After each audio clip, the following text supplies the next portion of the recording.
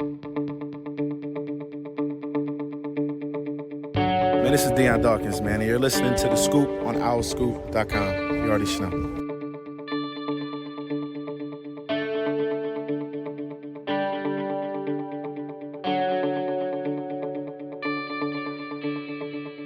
What's up, everybody? Welcome back to The Scoop, owlscoop.com's podcast. Season 9, Episode 7. I'm owlscoop.com editor John DiCarlo, joined today by Declan Landis and Rymir Vaughn. No Johnny Zwislak, no Kyle Gauss. No. Their whereabouts are currently unknown, Well, as far as we know. yeah, I was going to say. I think we know where Johnny should be. Yeah. So that's a good part.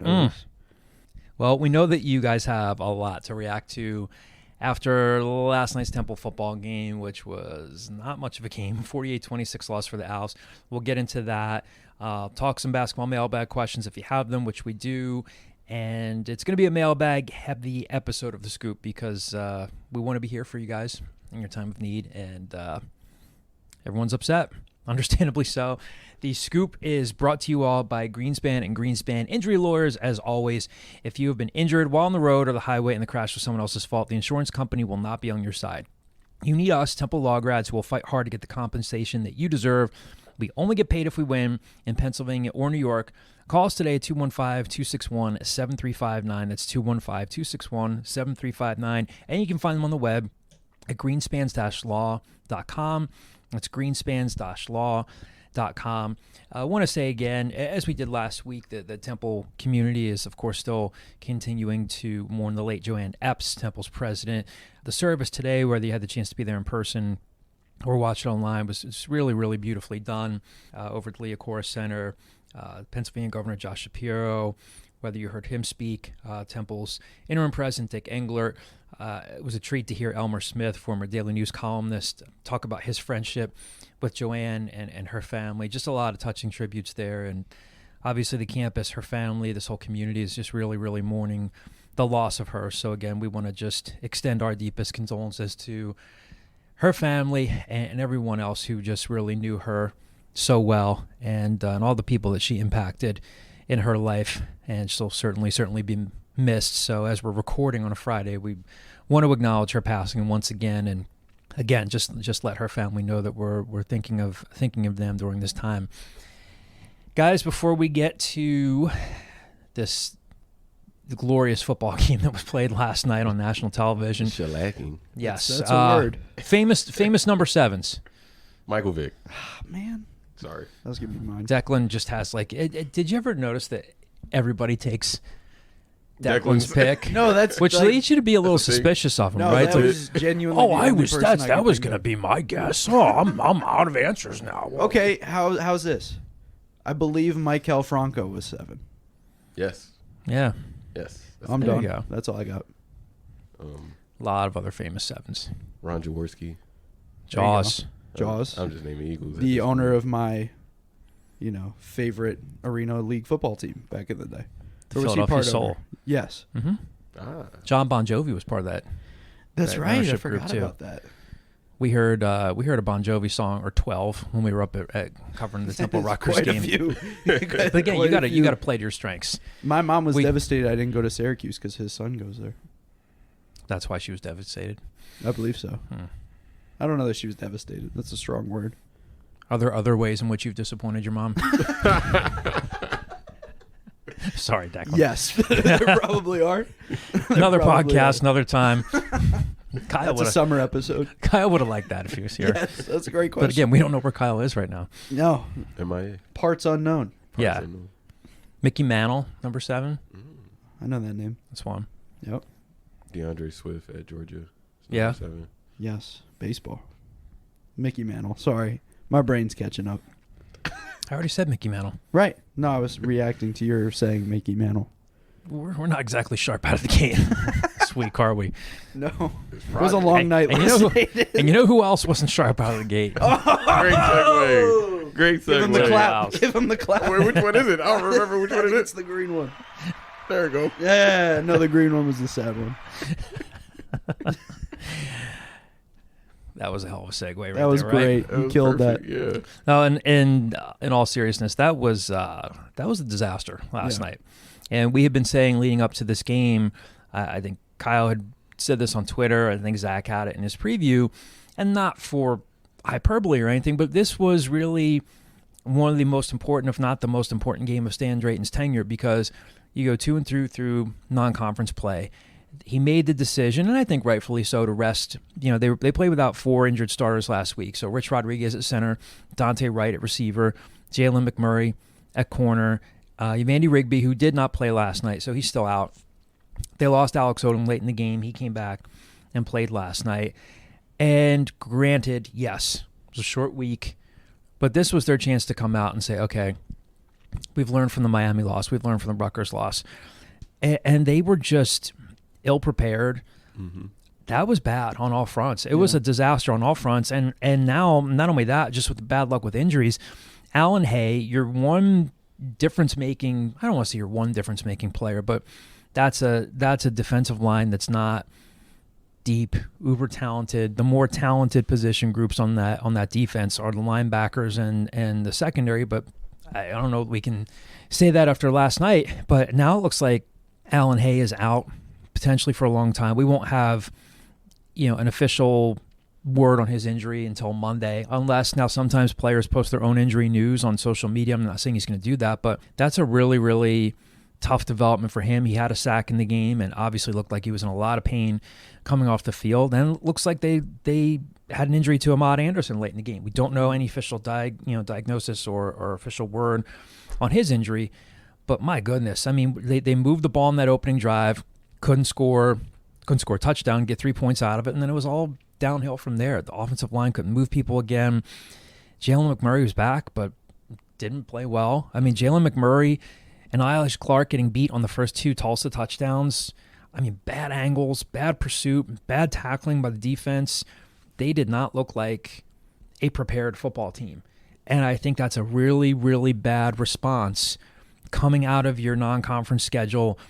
And maybe Tulsa was better than we gave them credit for. I mean, I certainly don't want to take away anything from them. They looked like they had a great game plan. I mean, Cardell Williams played a damn near flawless game. 14 of 17, he looked really 244 yards, 3 touchdowns, 90 yards on the ground. Did not look like a true freshman.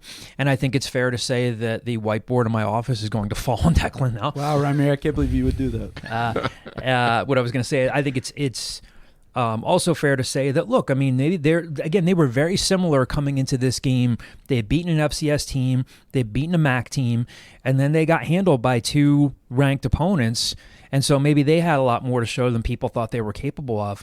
But Temple was not prepared last night. And that is not a good sign for this staff. I mean, you're now 17 games into the Stan Drayton era. I realize they're still building. I realize they're still developing, but I don't know who's developing now. Like, the line has not gotten better. The secondary has gotten worse. They look like they really, really missed E.J. Elliott as their defensive coordinator. I'm going to turn this over to you guys, and then, like I said, a lot of this podcast is going to be us taking on mailbag questions here. The postgame audio from last night was 3 minutes on Zoom with Stan Drayton on a bad connection. There's no great. A lot of it was I can't hear you. Yeah, I can't hear you. a lot of not really any discernible audio to pass along to you guys. But again, I know I keep saying it, and I'm not saying it to be hyperbolic, but last night was a disaster. Agree? Disagree? Is there anything to be optimistic about or no? 1,000% agree that it was a disaster. I said it in the offseason. I say it for the football team and both basketball teams.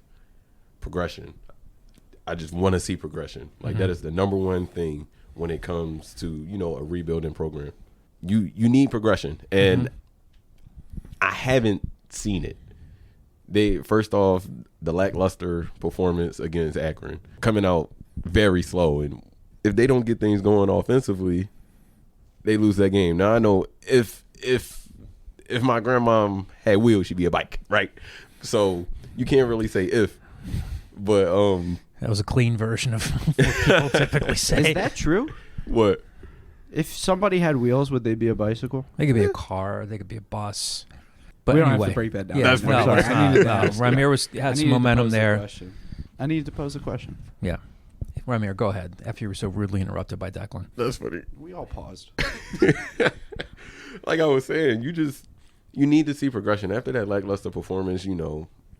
The high hopes of a bowl game kind of dwindled down a little bit after the Akron game, and then for them to go and get smacked by Rutgers and then get smacked by Miami. At this point, I can't even count Norfolk State because that's an outlier at this point. They haven't been able to run the ball. One rushing first down last night. And again, I get it. We didn't expect them to run the ball in Miami. That's a top 5 rushing defense in the entire country. They're second now. But this should have been a game where you came out, and again, I'm not trying to vault Luke Watson 2 years into his development or any other player on that line, but the exception, like Victor Stoffel, Rich Rodriguez, those are older guys, Wisdom Quarshie. But one rushing first down, this should have been a game where you could move them a little bit, and they didn't. Yeah. And so now, again, how many times did we say this last year? Is it the backs running through contact? Are there just not a whole lot of running lanes there? They had something going on that first drive that they really didn't recapture until the second half, but by then, I don't want to say they were behind by too much, but just enough where the game was pretty much out of reach. But I mean, you could pick a lot of stats last night, but one rushing first down on offense, in addition to all the yards they gave up, 533 yards of total offense. I don't want to say that I couldn't have expected something like this, but I didn't expect it to be bad. I thought that was a winnable game. Again, maybe Tulsa was better than we thought, but just a poor response all around. What surprised you guys more than anything last night in a 22-point loss that was not even really that close? What surprised you guys as much as anything in terms of the ineptitude, the struggles, and everything that contributed to it? What surprised you the most? I think it was the secondary. Just the secondary did not look good at all. And it's, it wasn't even like the Ben Osweke, who's given up a couple big plays this season, like Dominic Hill, who's a little less experienced. It was Jalen McMurray getting beat. Like, it was Tywan Francis getting beat. Like, it was everybody in that secondary was struggling. And I think that shocked me more than anything, because I think obviously the offense did not play well, couldn't keep up, right? But I think that's what took them out of the game, was those big plays, because then they had to kind of drop back more, and then it opened up the, Cardell Williams to see the field a little better. Like, it just, I don't know. Cardell Williams looked really, really good yesterday. We were talking about this late last night, as we were about to post the game story that you guys did. I mean, that was on that first touchdown, really nice throw, but what happened to Jalen McMurray in coverage there? He just got twisted and turned around, and he could have played that better, right? Yeah, it just didn't look like he got his head around in time, and it was back shoulder, beautiful ball.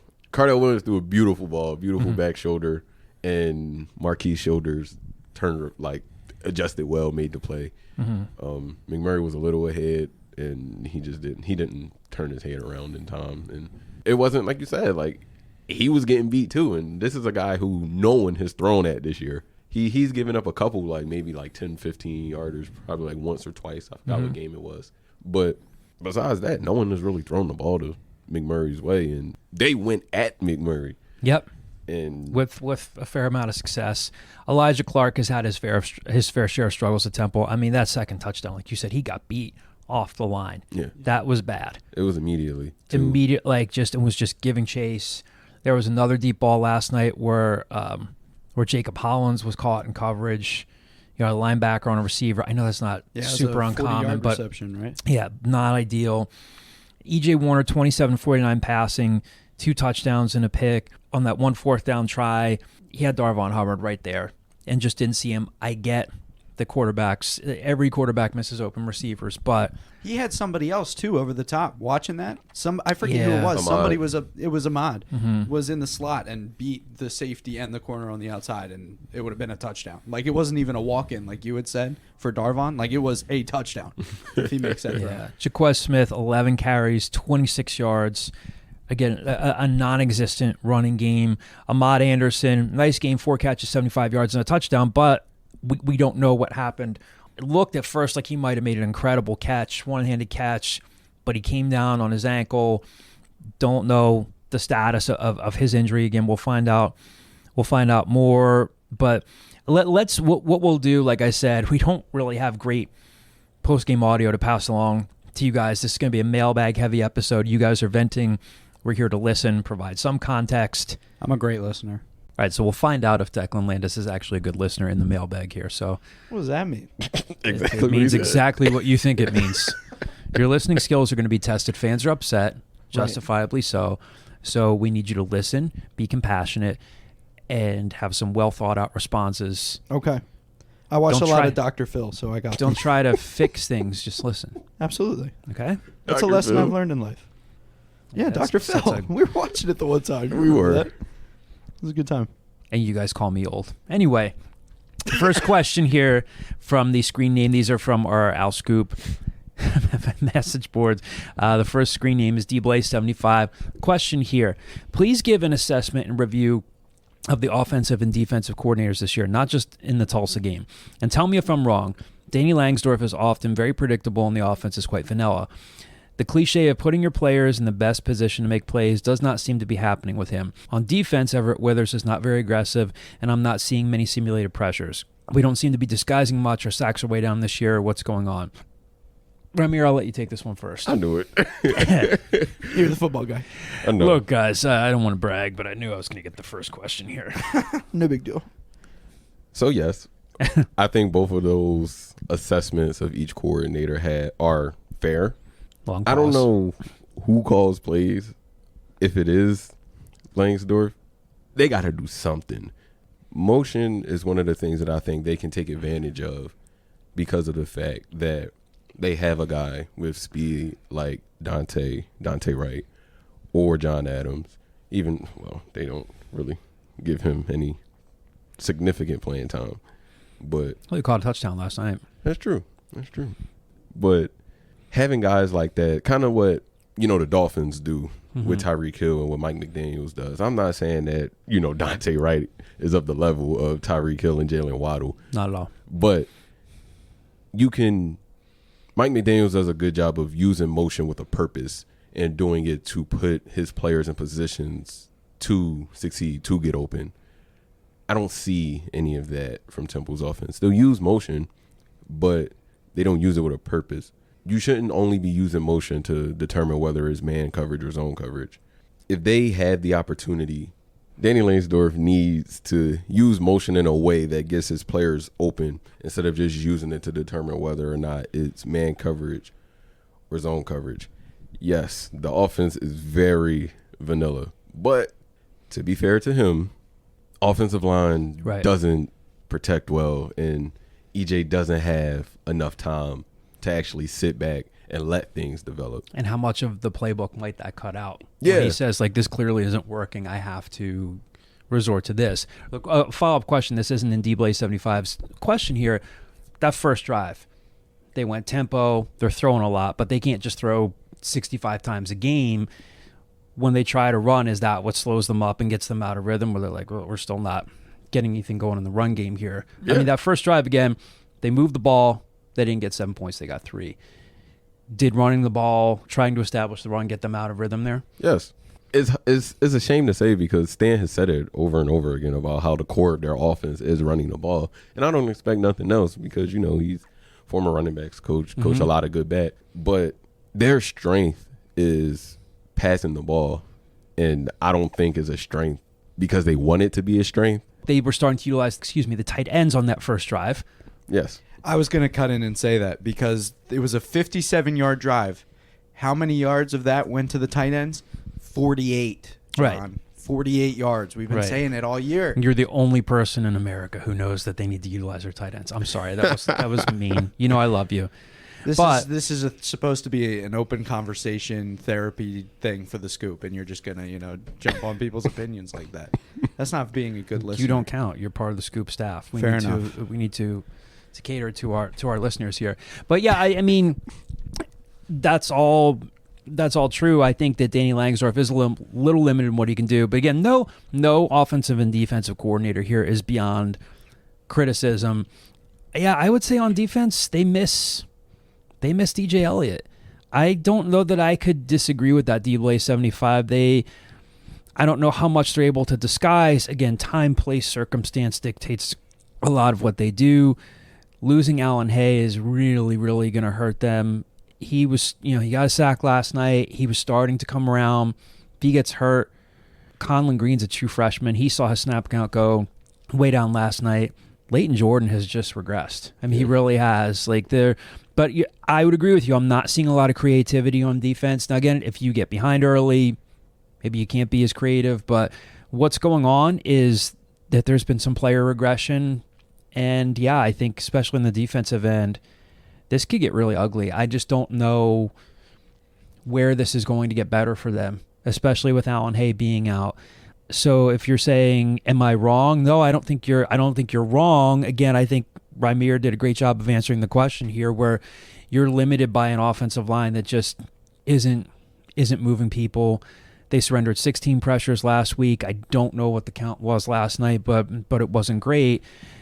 But yeah, this is not great. They've gotten worse on the offensive line. They went from, having Isaac Moore and Adam Klein to Stoffel isn't bad.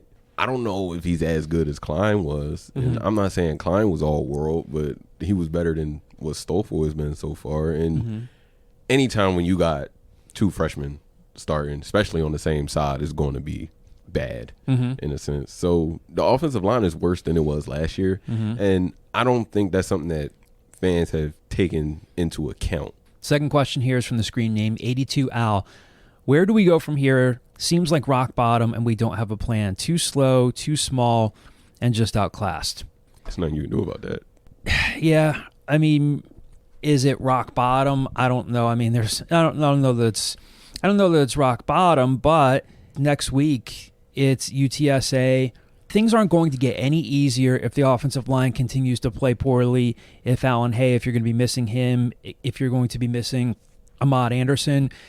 And here's the other thing I'm going to say, and fans don't like hearing this, and I would assume that the majority of the fans listening to this podcast are diehards, and they care. But I think just based off of what I see on a certain Facebook fan forum, sometimes the reaction is, oh, this is terrible, I'm going to stop giving money to the program. That's a big part of what got Temple here in the first place. NIL isn't going anywhere. And I don't know how, without NIL and those resources, that this program is going to be able to recruit, develop, and retain difference-making players. And that's just, I think that people are like, oh, I'm just packing up my toys and going home. I don't blame somebody if they watched the game last night and saying, that was terrible football, I'm not going to the homecoming game. I get it. But you taking your toys and going home and taking money off the table or not, if you have the means to do so and not getting behind NIL efforts, it's not good. You see the disparity between Temple and Miami. We know that. But then last night, against one of your conference opponents that you felt you should have been able to beat, again, the coaches are not off the hook for this. They were not prepared last night. They were not prepared, and that's on the coaches. Absolutely. It's on the players, yes, but it's also on the coaches. But to 82 Al's question here, where do we go from here? We were talking about this before we started recording. All hypothetical. Let's say Luke Watson gets better. Xavier Irvin gets better. And a lot of your talented freshmen or younger players get better. Every year you have to fight to keep these guys. Unless they really, really want to be at Temple, and maybe they do, and you the coaches, yes, have to outline the vision, but collectives are going to put middlemen out there. Hey, would you be interested in playing for Coach so-and-so? If there's no NIL collective backing behind the program, they're in trouble. You've seen it. Like, this has been going on for forever. Arnold Ebiketie, Quincy Roche. And that was just with the advent of the portal. Yeah. And you got to be crazy or like sleeping under a rock if you think that those guys didn't get any money from the programs that they went to. It's just, in a sense, legal now. So this has been happening forever. It's just that now you have a chance to make a difference. And like you said, taking your toys and going home isn't going to help the program. Right. And I it's a tough line to walk because I don't know everybody's situation, and you don't want to necessarily parachute in and tell people how to spend their money. But when fans react and emote, and I get it, the team loses, I wouldn't expect any fan to be happy with 48-26, with 41-7, with the Rutgers game. I get it. People shouldn't accept losing, but it's going to get worse if people don't show up if they don't take NIL seriously, if they don't, like, that's the stuff that the same fan will be like, how come Temple can't get into the ACC? How come Temple can't do this? How come the coaches can't go out and out-recruit Penn State? Like, that's part of the reason. Again, the coaches are on the hook here for not having the team prepared and building some goodwill and energy. Last night was bad. Like I said, I keep saying it, and I'm not saying it to be hyperbolic. It was a disaster on several fronts. Where do they go from here? They have to find some more hits than misses in this recent recruiting class. Now, again, and that can include the transfers. Maybe Alan Hay was on his way to being a hit. He could be out for a long time. Where do they get out of Conlon Green? Richard Dandridge is hurt. That's a shame. Is Xavier Irvin going to turn out to be a player? Are they going to get something from Luke Watson? E.J. Warner's story is still incomplete. Is Tyler Douglas behind him a guy that could develop as a good quarterback? But yeah, too slow, too small, and just outclassed. Can't disagree with any of that. Like I said, there were some times last night where they were just bad at shedding blocks, where they looked like they weren't even, and this sounds a little, again, I keep using the word hyperbolic, but they looked like they weren't even trying too hard to shed blocks. It's once they got behind, they were behind. That is the Temple of old, pre-Al Golden turning things around. It's like when it got bad, it got really bad, and there was no turnaround. That's bad stuff that Stan Drayton has to figure out, because if he doesn't figure it out, and again, I think Stan Drayton's very different than Rod Carey. He cares about players. This stuff does a much better job, whereas I think Rod came in, he was like, I'm going to do it my way. If you don't like it, you can go. We see how that worked out for him. But if this could get worse before or if it gets better, and then if you start losing some of the good young players that you do like, it's going to get tough. They can't just snap their fingers and say, oh, we're going to get 3 transfers from Pitt, 4 from Rutgers, and we're going to make everything good. Last night was alarming, and I don't know how right now where they go from here. Where they need to go from here is go out and surprise UTSA, but we can only go off of what we've seen, and I don't see that happening. TU Owls 37, next mailbag question here. This is a tough one, but I think it's one that we could address. Is getting rid of the football program a realistic option for Temple? This would be based on the annual deficit within athletics, lack of support, and the long history of failure and embarrassment. If they're still in the same place 3 or 4 years from now, possibly. Those are, it's cliche as anything, but those are decisions that are made beyond all of our pay grades. But Temple's athletic department is running at a substantial deficit right now. They're certainly not the only athletic department in America that's running at a deficit. I don't want to make them sound like they're an outlier. But yeah, this is where, again, Temple's been caught on the wrong side and slow-footed on a lot of this stuff. NIL, development of facilities. They've been hit hard by a lot of things. I get that. But yeah, 2-3 years ago, if this question came up to you, I was 37, I'd say, no, I don't think there's any realistic scenario in which Temple drops football. But if it keeps losing money, and there's no clear path forward, I can't say to you, and again, I'm not trying to put thoughts in people's minds here, but I can't sit here in my honest opinion for whatever it's worth and say, no, it'll never happen. I think it's something that could be on the minds of some people, and whether it happens or not, we'll see. But I can't sit here and say, no, that's a ridiculous notion. Yeah, I agree. Don't want to see it happen at all. Don't want to see it happen to the players, the coaches, the fans. It's a wonderful thing. Sorry to cut you off, Mayor. It's a wonderful thing when the program is playing well. Again, I will never forget looking around at the link for the Temple Penn State game, seeing fans, literally like grown men crying because they never thought they would see Temple beat Penn State. It was such a pride thing. Oh my goodness. And then not only did they just beat Penn State, they embarrassed them. Christian Hackenberg was getting sacked, it seemed like every other play. They were turning Penn State's offensive line into turnstiles. That was, if you were a Temple fan, that was a really fun, prideful thing to watch. And then the Notre Dame game, it wasn't just, oh yeah, they sold out the link, but it was 80% Notre Dame fans who were just growing up in Philadelphia. And what are you going to say? I mean, that was me, so, relax. Yeah, I was at that game. What was your favorite class at Notre Dame, Declan Landis? Well, my grandfather loved Notre Dame, John DeCarlo, so... I know. It is a prideful thing. But yes, I was there. And I was one of those kids. But yes, you're right. Getting back on track, I mean, Temple had a large fan base there, and they could have and should have won that game. But, I mean, I remember, again, being at game day, standing there next to Kevin Nagandi saying, like, we never thought we'd see this. Because we were here, well, it was just a little after our time as students when the Board of Trustees voted on dropping the program, and it passed by one vote. When you saw that, it was one of the more remarkable turnarounds in college football in America, in the history of college football. But now they're in a bad spot again. So I can't say to any fan right now, no, it'll never happen. A lot would have to happen before that. But yeah, I'm not trying to be an alarmist, but realistic, maybe not yet. But again, I don't want to tell you that it could never happen. Next question here comes from the screen name Broad at Montgomery. Oh, no, actually, Broad at Montgomery's question was from Twitter. Was there a long player/coaches meeting in Tulsa after the game last night? Saw a big gap of time there with the team landing at 6:30 a.m. this morning. To be honest with you, Broad at Montgomery, I don't know. I mean, Stan Drayton was quick with reporters last night. The internet connection wasn't great. He wasn't much in the mood to talk. I get that. That delay there, their flight could have been delayed. I don't know. So I honestly don't know. I'm just being dishonest if I say, oh yeah, there could have been. But even so, and if the players and coaches had a long discussion and there was a players only meeting, it's plausible, great. But what is it going to produce? If it produces something great, awesome for them, awesome for the coaches. I wouldn't be shocked if there was, but I don't know for sure. But even if so, let's see where it gets them.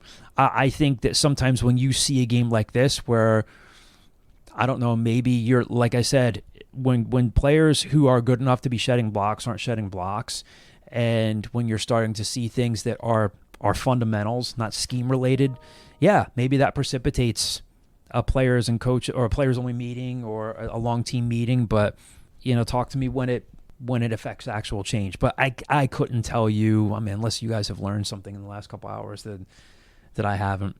No, I just think, like, to, I guess, play devil's advocate for Broad Montgomery here, like, the fact that there weren't any honorary single digits named, right?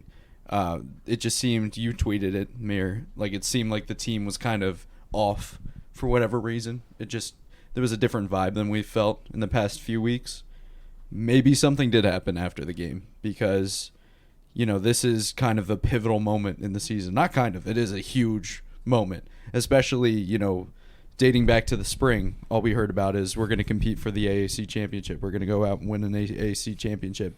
And to have that be the first display, like, it would not shock me if, like, what Stan and other coaches have said with such a heavy leadership presence for different players on the team, like, if there was some sort of thing after the game, but I don't know anything. The fact that there were no, like, that they didn't fill the number 9 and the number 4, that's stuff leading up to the game. So maybe Stan knew this was coming. Mir, did you ask him about, who asked him, or maybe it was Hayden Mandel asked him about why were the 4 and 9s not filled, and why did Taiwan Francis not wear the 4? And he said he had some personal issues to sort out, right? So yeah, I mean, maybe Stan just wasn't happy with the way the team responded on a short week. But yeah, not great. And I think that's, it's an interesting thing to point out. Well, and this is the first short week of Stan's coaching career, right? As a head coach, because they didn't have one last year. So, and the other thing too, and I think a lot of people could say this, but I think it needs to be pointed out. The single digit tradition is great. Awesome thing. The single digits they can be great young men in the locker room, great leaders. They have to play well. Oh yeah. And if they're not playing well, people aren't going to follow you. They might think you're a great person, but if they're not playing well, what's the juice behind it? So obviously, again, anybody could say that, but again, like I said, I think Jalen McMurray. Anytime I've talked to him, he's been outstanding. But Jalen McMurray hasn't been playing. Obviously, he didn't play last week. Any corner could get beaten coverage unless you're like almost like a perfectionist, like a Sauce Gardner, who was like borderline perfect at Cincinnati and is still really good. But if you're not going out there and living it and being the example, people's attention spans and that span or time span of appreciation is short you're not modeling the performance on the field, it, like I keep saying, it could get worse before it gets better. Screen name, what to you? Will you be drinking to get through this week's podcast? If yes, what is your drink of choice? No. I can't do that, so. We're a very professional outlet here. We're not drinking. Well, I'm also, it would be illegal, so I'm not doing it. No, we're not drinking on the job. We can't, this is going to sound like self-righteous, but no, we don't get that deep into it. It's fun to cover a winning team. It's good for us. Sometimes fans get really angry during games, and they'll tweet you and get in your mentions and saying, "Oh, you guys like the negativity. It's good for." No, it's not. When Temple plays poorly, people they'll say, well, I don't need this. I'm going to cancel my Al Soup subscription. So no, that's not good for us. But we have to kind of just be even-handed and say, hey, this is what it is. If they play well, they play well. If they don't, they don't. But no, I mean, I feel bad for the fan base because it's not what you guys want to be watching. But no, we are not drinking to get through this week's episode. Jeez, I sound like I'm drinking. Ooh, no, we're not. I have a plastic bottle of Bone Spring water. Per sources. Yes. No. This is water. It's a per source. Well, I'm really butchering this question. This is terrible. No, not drinking. If I had a drink of choice, I don't know. Quite frankly, I don't care enough. But you're not supposed to. Yeah. You're not supposed to. So no, I mean there are, and I know what to use, just trying to have some fun with this. But no, I think there are the serious things in life that would lead you to be like, hey, I need a little glass of wine for this tonight. Not but Temple losing. No, we are our like drink Hallmark movies. Hallmark movie. No, Lifetime. movie. Yeah. My grandmother loves a nice glass of wine in a Hallmark movie. So Hey man, it's Hallmark movie season's coming up. I guess it's never not Hallmark movie season is 365 days a year, my friend. Usually around Christmas, it's like the successful, like some woman who is like the CEO of a company, and she goes home for like a family reunion. My friend, that's every and movie. she meets her high school sweetheart. I She's hate to like, break it to you. maybe I can leave behind the hustle and bustle of Manhattan to be home in Topeka, Kansas.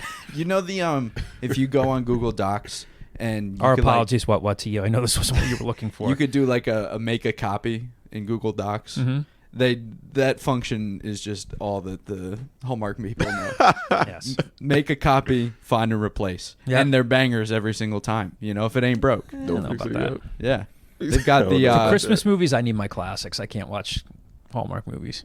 Hey, I understand, but also, sometimes you just need to unwind. And Hallmark movies are perfect for that. I can unwind by watching The Grinch and watching. You could, Charlie or you Brown. could watch, the guy from Big Time Rush and his wife from Spy Kids and their incredible clue. adventures on a boat, on a cooking show on a boat during Christmas time, I believe. What? It's a great one. What Ramir said. What? What? That's a crazy No. premise, bro. It's a good one. We are That's a drinking. banger. We are drinking water to get through. Yes, to had get an through energy this drink a little podcast. bit ago. Yes, sir. And we appreciate every single one of your mailbag questions. I will not be drinking one of those energy drinks again because I'll be up. Your for the house next would be 7. spotless if you drank half of it. I'll clean the kitchen countertops for a 6th time. It's 3 a.m. Doesn't matter. Yes. All right. Chelsea, I Anyway, appreciate that. Lone Star 2000 is the screen name for this next mailbag question. After 5 games, what grade would you give the 2023 class of single digits, either as a group or individually? Who has performed and who has underperformed? We running through? We could run through the single digits if you want. I ascribe to like the Jeff McClain notion on this, the Inquirer reporter who covers the Eagles, and it's like, yeah, it's always easier to just do a one-off of like, I'm going to grade this person until you watch film. We don't get all 22 film to watch, but yeah, if you want to go through the roster here, and we could give them grades for whatever that's worth. I mean, sure. Here we go. You're the yeah. boss. All right, let's go through the roster here of single digits. Vandy Rigby, number 0. Give him an incomplete because he's been hurt the past couple weeks. Yeah. Because he's looked like decent in the time that he's played. I think he's still... Yeah, he's a solid football player who was playing some really good football at the end of last season, was playing decently to start the season, and he's been hurt. He was the one guy who didn't return to the lineup last night. We should note, again, they got blown out. Alex Odom was hurt in the 4th quarter against Miami, came back and did play. But Vandy, we're giving him an incomplete. Yes. Yeah. Ian Stewart, you have to Same give thing. him an incomplete. Hasn't been able to play. at number 1. Yeah. Ed Sadie. Man, that's a D. I'm sorry. You got benched. Yeah, I mean, Ed just, and I hate, a part of me just hates giving grades to college athletes. But yeah, I mean, Ed Sadie has not been, in a perfect world, Ed Sadie would be getting you 60, 70, 80 yards a game, a dependable back, and then you continue at that point to slowly ramp up the workload of a Jaquez Smith or something like that. But you could see, granted it was against Norfolk State, a clear difference between their running styles. They go in that direction. But yeah, I mean, Ed Sadie just hasn't been able to. I think he's gotten slightly better as a pass catcher. And again, they were trying to go to him last night. They were trying to go to anybody and anything that could work, whether it was him, Darvon Hubbard. But he had a key block on the kick return, though. He did, yes, he did. And hey, you know what? That was one. I know it's not going to carry people through the day. Sam Martin, great kickoff return. First one since 2018, since Isaiah Wright. Yep. Against UConn. Yeah. How long was but it? Yeah, you're right. A good. Well, you know what? I'll say this, and again, people are going to say like I'm bright-siding things. At that juncture in the game, for Ed Sadie to spring a key block on that play, I mean, a lot of times when you start getting beat down and you're on the road, that's when you start seeing things fold. Is really like then special teams get out of control, and for them to respond that way, and for someone like Ed Sadie to look around and be like, I'm not the lead back. This is my last season. Things have not gone my way. Again, this sounds so cheesy for him to buckle down and block on a play that springs a touchdown return. Good for him. It show what's the word I'm looking for? Selflessness. Yeah. And which is essentially what you want. For that, I'd give him like a C- right now, for whatever grades are worth. Declan? Yeah, I'm cool with a C-. I think that's good. I gave him a D. It's just the play and what he was supposed to be and supposed to do this year didn't happen. And 2 other backs have done it better. Great that he's embraced, the role. Well, I don't know if he's embraced it. I'm not in the locker room. But it looks like he, embraces the role. And, he's out there being selfless and making plays on special teams to spring a guy like Sam Martin for a touchdown. So that counts for something. But in terms of just giving grades for what you're supposed to do, a D. E.J. Warner. This is really tough. Not for me. I know it's not for you, but because there's a lot of circumstances as well, right? Like, You're right. Yes, he has played inconsistently, and I was writing for the Temple News, did some research.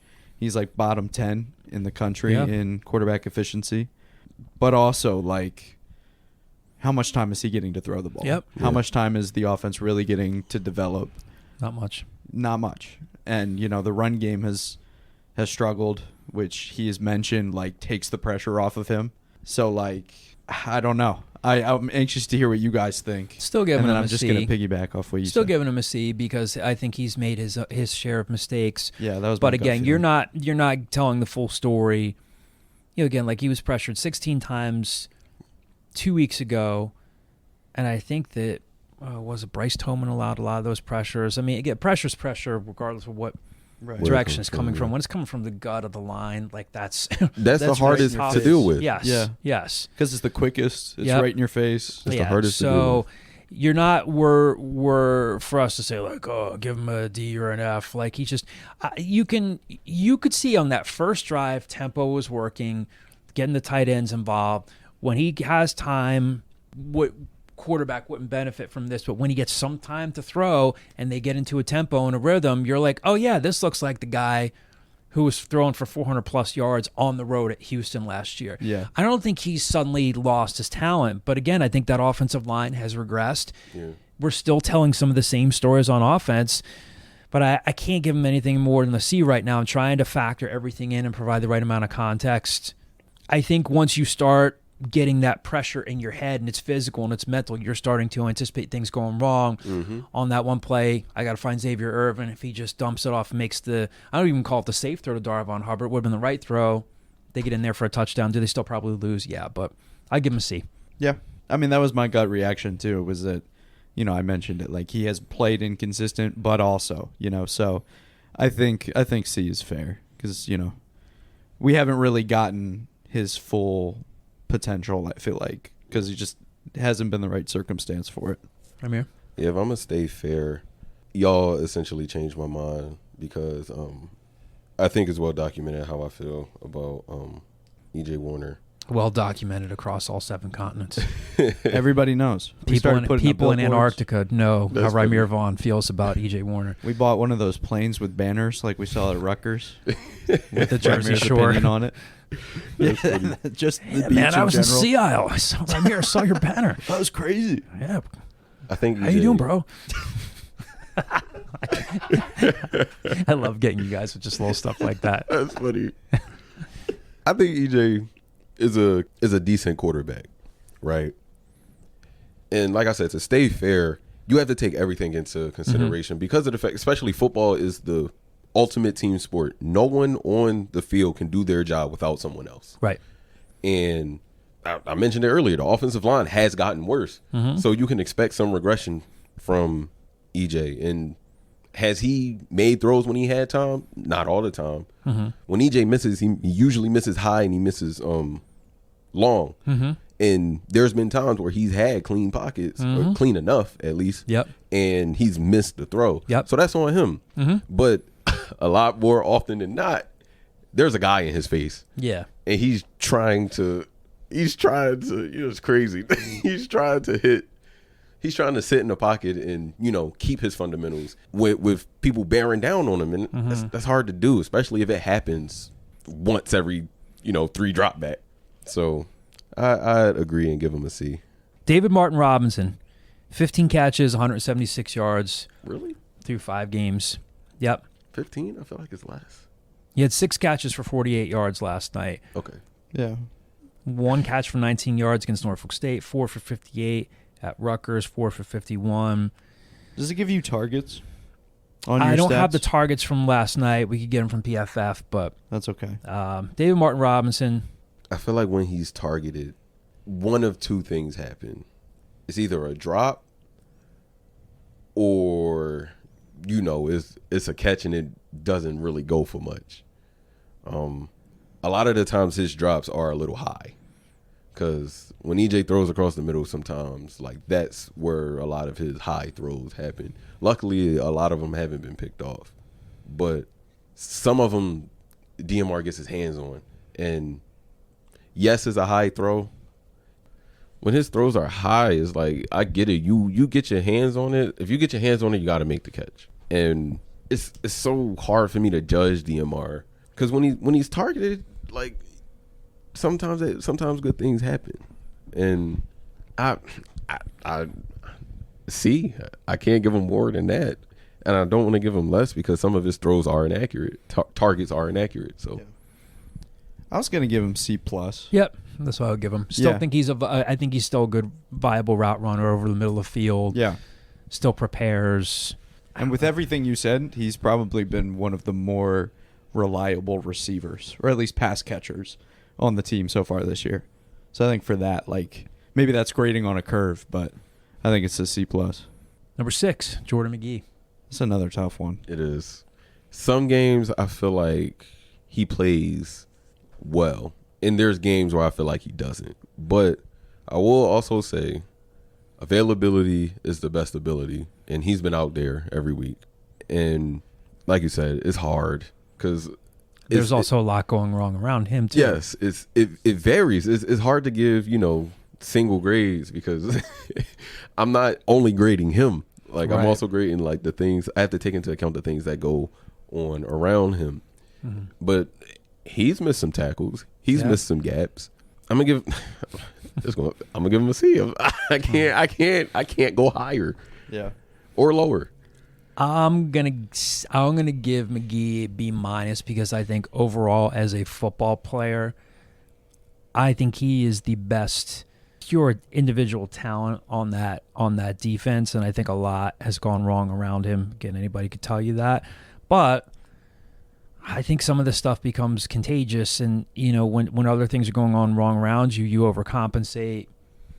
You do, and again, it's exactly what you're not supposed to do as a football player. You have to maintain gap discipline, but I'll give him a B-, but I'm not disagreeing with anything you just said about him. Yeah, I'll split the difference. I'll go C+. I think, it's a combination of what you both have The said. difference. What? I'll split the difference. Yeah, There you you go. went C, you went B-, C+. There you go. I agree with you, John. I think he's been probably the best player on the defense so far. Mhm. And maybe that's because Vandy got hurt. Maybe it's, But yeah, I mean, there's no question that linebacker unit, which we had talked about as probably the best unit on the team, aside from tight ends, has not even close to live up to its potential. And whether earned or not, he's the face of that. So I think C+ is fair because he has played well, but it just has not been at all what we expected coming into this year No. for that unit. Number 7, Jalen McMurray. This is who I think is the best player on that defense. Yeah. You're going to give up touchdowns Mm-hmm. as a corner. It's going to happen. Right. It's the hardest position to play in football. You're going to get beat at some point. And he's done a good job of being able to keep receivers in front of him, being able to not allow catches. Not only is he, blanket coverage, but he also gets pass deflections when the ball does come his way. Now, does he give up some plays? We talked about it earlier. Yes. He gave up one or two touchdowns last night? One? Gave up the first one. The Elijah first one Clark. for sure. I Elijah don't Clark remember. got beaten badly on the second one. I don't remember. I think he gave up another big catch at some point during the game. He probably did, yeah. But like I said, those things happen. And I can't fault him for that, especially because he's, the overall body of work, he's been so good. And I wish we were able to see him against Miami. So I was just going to say, I would have I was liked to have thinking it seen too. him against some of the receivers. It would have been, I don't want to say like a true test because, again, there's more stuff going on wrong around you where they could, like Tyler Van Dyke could say, all right, okay, this is hypothetical. Let's say if they were going to choose to say, hey, you're going to follow Xavier Restrepo around on the field. I don't know that that's necessarily what they would have done, but he still has other options. And I think, and he's going to be the next guy we get to, Alex Odom and the safeties. There have been communication issues on the back end too. So, what'd you give him? B+. B+. I was going flat B, but I do like B+. I think, and I'm right there with you, I would have liked to see him against Miami, but Akron had some pretty talented receivers, and he was a big reason why they didn't get more than 40-something yards in that second half. Like, he I thought, has played really well, and everybody has a bad game, right? And you said it, corners are on an island. Like, you're going to get plays made on you at times. But I think he's played really well. And it's more of a product of, he can't be covering every single receiver at the same time. So I've liked what I've seen from him this year. And I think I'm going to go just flat B for that reason. I'll give him a flat B. I mean, he still got beat last night and was an important play early on. Yeah. But I mean, again, a lot of these players we're talking about, they're really, really solid guys who are going through a tough season right now. Yeah. And as Ramir said, when other things aren't going on around you, it affects your game. But I'll give Jalen a B. Alex Odom. C-. I don't think he's necessarily played well, and I don't think the group around him has played well either. Safety was a concern, I thought, coming in to the year. Tywan Francis has proved himself to at least be their best piece in that room. He's probably the second best, player in the secondary. He is the second best player in the secondary. And that helps because he can do so many different things. But there's time and time again I'll see Odom come down and he might a bad pursuit angle or he'll just miss a tackle in general or, busted coverage on the back end. And I'm like, okay, you are the last line of defense as a safety. If everyone else can mess up, you for sure can't. You're the only person who cannot mess up. And it's not just him because it happens with all the safeties on the roster. But C- I think is fair for him just because I do believe out of everyone else, his individual play hasn't been, besides Sadie, his individual play hasn't moved me in any way. Ditto. Yeah. I would just add, and correct me if I'm wrong on this, But Stan has said a couple times this season that I need more out of my safeties. He was saying it in August. well, yeah, but I was thinking more that communication breakdowns have kind of stemmed from the safety position. Yes. Yes. And if you're going to have a single digit in the backfield, or excuse me, in the secondary, you would assume that communication is coming from him, right? As a safety, they're kind of, laying out the defense. So if you point the finger to that, that kind of brings his grade down too. Because, if you have that kind of responsibility as a player on the team, like, you have to live up to that. Correct me if I'm wrong, like I said, but I think that also plays into it. Stan has called them the quarterback of the defense. If you're going to be the quarterback of the defense, you're going to have to take the same amount of criticism that the actual quarterback does, and that's what's happening. Yeah. here. I mean, those are all the true single digits. Again, Tywan Francis has worn a single digit for some games, but I don't know if we grade him because he hasn't. Whatever happened this week, We haven't talked Victor Stoffel. Yeah. Oh, sorry, Victor Stoffel. Yeah, he's not wearing a single digit during the games. I don't know how, and I like Vic. I don't know how you can give him anything more than I'm willing to give him like a C plus because he's not. I don't know. It's he's had he's the one guy on the line that's had the most consistency of like playing next to since week 1 or since week 2, excuse me. He's had Wisdom Quarshie next to him, but again, I mean, Stan Drayton said it himself last week. I asked him, how's the right side of your line playing with specifically Victor and Wiz? He's like, not good enough. I don't know. I'll give him a C plus.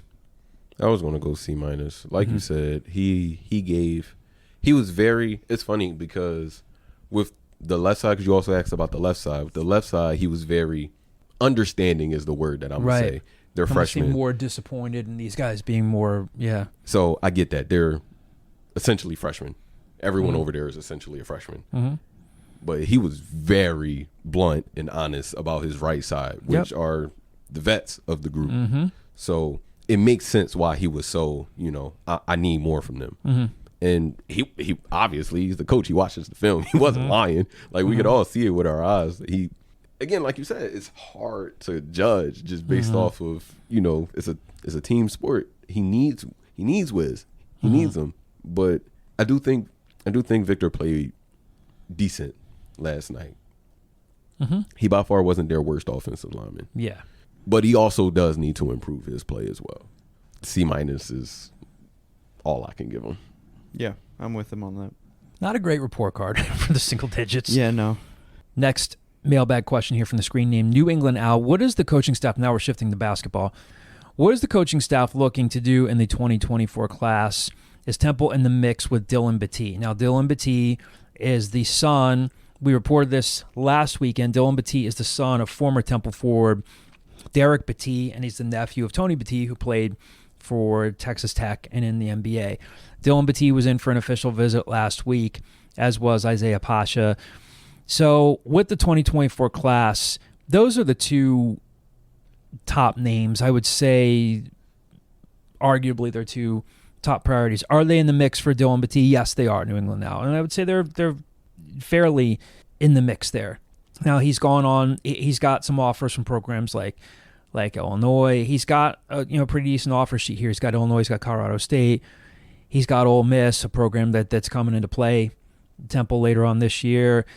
I believe that he was set for, now he's visited Oklahoma State already. He is supposed to be, as far as I know, visiting Oklahoma this weekend. I was told by a lot of people I trust last week that his visit went really well. But, the one thing he didn't do is commit out of that visit. So whether Temple closes the deal at some point, I'm not sure, Trying to predict that stuff unless you get really, really solid information is tough. But, yes, they're in the mix for him. Dylan Battie and Isaiah Pasha, who's now at St. Thomas More, doing a post-grad year up there after playing at Cardinal O'Hara, both in for visits last week. Those would probably be the two names at the top of their board for 2024, and then kind of going portaling after that, going hard after the 2025 class. Again, I think Ramir, guys on our staff have done a great job covering that 2025 class so far. Those are the two names. They're in the mix with them. Where it goes after that, not sure. Temple fan Al with the next mailbag question here. Way too early starting 5 predictions for basketball. Too early, but not super early. We're hoping to get to practice next week. Hoping to talk to Adam Fisher next week. Get a couple players for you as well. Way too early starting 5. Do you have one, Declan? Hold on, wait. That was news. I didn't know this. News. Breaking. I mean, it's just. Breaking. We'll be a practice. I mean, we're not setting up shop there and doing the podcast from practice. Oh, that'd but, be sweet. yeah. Steve Settle's in there. Yes. Mm-hmm. I think Hysier. Yes, of course. I think Jaleel. Yes. You missing a wing and a guard. Quante. You think Quante starts? Shooting guard? Doubt it. Really? But your starting 5 so far is Steve Settle, Hysier Miller, Jaleel White, Quante Berry. Maybe. Well, no, because you probably need you put Picarelli then? Yeah, that's what I was thinking. They need a shooter. Yeah. But then do you put him at what position? They'll have a small backcourt. Yeah. But Right, so you're Declan starting 5, whether he likes it or not. Steve Settle, Hysier Miller, Jaleel White, Quante Berry. Well, I'm probably going Mateo to take Picarelli. Quante out now. But I can't, for the life of me, think who else would be starting. Zion? He's so young. So is Quante Berry. Quante Berry has also missed some time in the offseason with a wrist injury. So True. You know what? They've been really high on Zion, at least so we've heard. He's made a lot of improvements this summer. I could see him starting. I just don't know that I'll put him in my 5 just yet. you have a starting 5 here? Hysier, John, Settle for sure. I'm going to put Zion in there because who else do they have? Do they have another wing?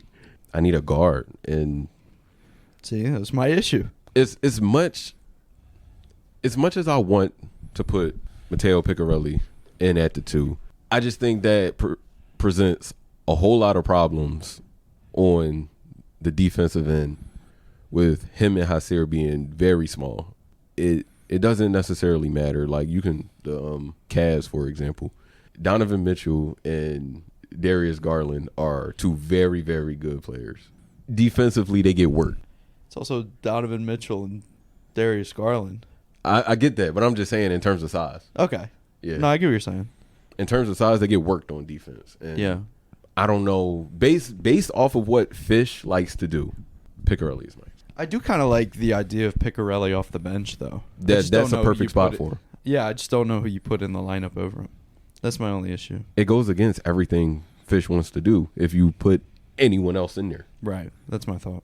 So I'm going to go with the old adage of it's not as important who starts but who finishes games, which was a big Fran Dunphyism, but now we're 2 coaches removed from him. My best educated guess is starting 5 is Steve Settle, Hysier Miller, Jaleel White, Zion Stanford. And I think that I was starting to hear, and again, this was in July, August, when they were doing workouts and would talk to some people here and there. I think they were toying with the idea of saying, hey, like to get some size out there, let's get Emmanuel Okpomo out there. I could totally see them starting Emmanuel Okpomo just to get some size out there. I think, first wave of substitutions, it could be like, yeah, you're bringing Mateo Picarelli off the bench. You're bringing Shane Dezzoni off the bench because Adam Fisher wants to push the tempo and he wants to shoot a lot of threes. Your starting lineup doesn't have a knockdown three-point shooter on it. I mean, Steve Settle became a better three-point shooter at Howard. Hysier has been inconsistent at best. Ja didn't hit a single 3 last year. I think you'll see a more confident Jaleel White. I'm not promising a Jaleel White that shoots in even the low to mid-30s from three-point range. Zion Stanford, they've been really impressed with so far. Again, he is a true freshman, and he's going to make true freshman mistakes, but as of now, that would be my best guess at a starting 5. I'm not expecting to talk to Adam Fisher next week and to say, John, here's our starting 5. It's almost kind of like it's a fun question to ponder. It's kind of like not necessarily a useless one for a coach to ponder at this point, but what if he does, though? What if he pulls you aside and says, hey, John, tell the loyal Owl Scoop fans this is who we're running, but only make sure that they have to pay for it to to find out. Yeah, what would you do? It's a very simple answer to this question, Declan. I would go to our basketball message board and say, Adam Fisher told me that Temple plans to start these 5 players. I'm not good at the hypotheticals. You need to go to Kyle Gauss's hypothetical camp. I'd love He'll to. help you. That would be a privilege. Yeah. A couple more mailbag questions here to close things out. And the other one here, this we kind of answered this one already. TU Owls fan 2004. Any update with Dylan Battie and Isaiah Pasha's recruitment with their timelines? I don't know that either one of them have definitive timelines. We're hoping to catch up with both players. We'll see what happens there. Neither one of them has announced a commitment date. We'll have to see, but I don't know of any definitive timelines for him.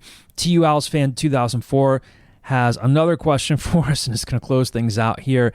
Can you wear white pants after Labor Day? My question to you, Declan Landis, is do you own a pair of white pants? Absolutely not. I could never trust myself with the, staining my clothes runs in my family. Okay, like I could not trust myself in white pants. I had a white tie one time. Looked sick until I got like chocolate on it from something. Sick. It looked great. Like I sick looked communion tie, bro. Yeah, I was styling and profiling during the Easter season, like 4th grade. But no, I could not wear white pants. I'll go to mass twice this morning, Mom. I got my white tie. You want to hit the 10:30 mass and noon mass? Yeah, I'll do that. If you insist. Yeah. As long as I get to wear my sunglasses I got at JCPenney. White is such a clean color. I wouldn't wear What's those. that? White is such a clean color. Yeah, like if you can pull it off. Do you own white pants? I own white shorts. Yeah, I have like white shorts. I don't have white pants. My thing with fashion though is, right? There shouldn't Right. There My shouldn't thing be, with fashion is, right? as long as you're not like hurting other people or hurting yourself, like you should be allowed to wear what you want. Right? Yes. Like there should be no rules. I think clothes are genderless. They're ageless. If you can wear something and you can wear it with confidence and pride and feel good about yourself, you should wear it. So TU Owls fan 2004, if you want to wear white pants whenever you want to wear them, wear them. What did Prime used to say? Look good, play good, pay good. Mm-hmm. I live by that. Is that the strongest mailbag question answer that Declan Landis has ever delivered? He said it with a lot of convictions. Yeah, he did. Yeah. Because, we have these conversations sometimes where I'll say, hey, maybe I'll try this on. And sometimes it's in jest and sometimes it's not. And, people are like, no, you can't wear that. And I'm like, why not? Yeah, So I can wear whatever you want. These are things I think about. Same for you, Mir? Yeah, you can wear whatever you want. It doesn't really matter. If you throw it on.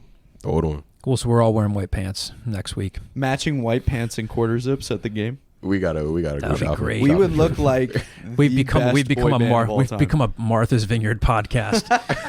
What's up, everybody? We're at Inkwell Beach and talking Temple football. We would several hundred miles south of us. Look, we were already talking about becoming a band. This is the first step here. Is matching outfits. Ramir and I already formed a band, and you didn't make the cut. What do you mean I didn't make the cut? How can I put it any plainer than that? You didn't make the cut. What the heck? We recruited some other members, and you're not one of them. Wow, my fault. But your pair of white pants is in the mail. Thank you. No, I'd say I don't. Yeah, sure. Wear white pants after Labor Day. Yeah. You can wear what you want. You can wear a t-shirt in 10-degree weather if you want. You're gonna be cold as hell, but hey, People do it. Yes, People do it. Yes. So, well, like we said, mailbag heavy episode of The Scoop. Wanted to be here for you guys in your time of need. Can't promise you that things are going to get much better with football. Basketball's around the corner. It is Adam Fisher's first season. Don't know that they're an NCAA tournament team, but some newness, new staff, new things to cover. You got that to look forward to. Coach Rich's second year. Yeah, Yes. and we are going to be, I'm pumped for that. Yes, me too. Speaking of Coach Rich, she had a 5-star recruit in for an unofficial visit at the Miami game, Kimmy McMiller. Again, we'll see what happens there. I have been told by a couple sources I trust that there's a good chance that they could get her in for an official visit. Again, with recruiting, you either get the player, you don't get the player. But I have a lot of respect for Diane Richardson. They were very much in a transitional season last year, in her first year. A lot of players leaving the program, going through those changes. Tip of the cap to her for getting a 5-star player. In her top 7. Yes. Temple's in her top 7. And again, there are the haves and have-nots in women's college basketball. You would put Temple in the have-nots. Even when Dawn Staley was here, they're still not drawing like UConn is, like other programs are. Whatever Diane Richardson is doing in terms of being charismatic and genuine, connecting with their players, it is working. Yes, they got to win more games, but I want to acknowledge that. It's It's a huge deal. If you want to see, speaking to the Temple fans, like if there's anyone you need to back, it is Coach Rich. Mm-hmm. She is fantastic as a person. She is fantastic as a coach. I love covering her. I love watching, her teams play when they're hitting shots, at least. And if they can go out there and get Keomi McMiller, this is big for the program. And put your Owl Club subscription money and your Tough Fun subscription money or whatever to go to Diane so she can get some people in here actually do some damage. She's got an impressive offer sheet, and those programs might have some NIL resources that might be hard to turn down, but we'll see. Getting her in for an unofficial visit was big. Getting her in for an official visit would be even bigger, but wanted to talk about that too as we talk about looking ahead to basketball. And even the wins that she's already gotten, right? Savannah Curry, Adina Webster, to name a few. Those are some big names as well in the 2024 class. So she's doing some huge things. I will say this. There are a couple programs on this campus that are really turning things around for Temple. She is 100% one of them. Yes. Yeah. Right. Well, we'll be talking more basketball in the future. Next week, we will preview, like I said, we wanted to do more of a reaction podcast this week. We thought there wouldn't be much shelf life to having a podcast on a Monday or Tuesday, and 2 days later, you got a new game. So, again, really didn't touch on the Miami game all that much. By now, you guys know the deal. They got overpowered. The bigger story now is what they did not do against Tulsa last night as we sit here on Friday talking about. So next week, we'll have more basketball for you. We'll have a preview of the UTSA homecoming game. Thanks to all of you for listening. Thank you for all the mailbag questions. Thank you to Greenspan and Greenspan Injury Lawyers for their sponsorship of The Scoop. We'll talk to you guys soon.